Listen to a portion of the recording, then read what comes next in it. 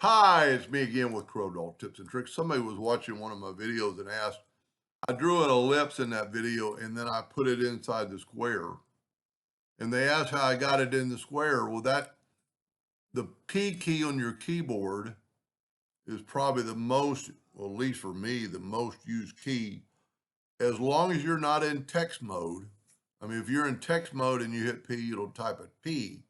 But if you're not in text mode, if you will just hit P, it will put it in the center of the page. Now, the reason I decided to make a video instead of just steering her, well, she told me the video and even down to the second. But if, let's say you're not working in the center of the page and you want this ellipse in the center of that square,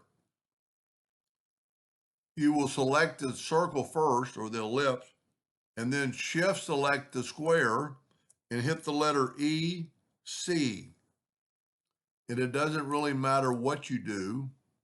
You could hit CE, and what that does is aligns it in. And I'm not perfect on that. If you just a well, let's draw a 6-inch circle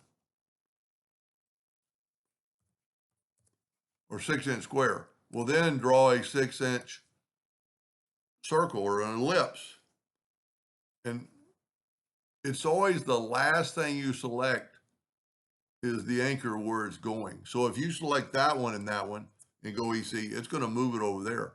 But if you want the circle, you're going to select the circle or the ellipse, then shift select the anchor and hit EC.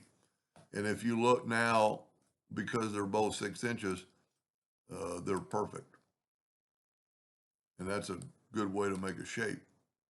Anyway, I hope that helped a little bit, and thank you for watching.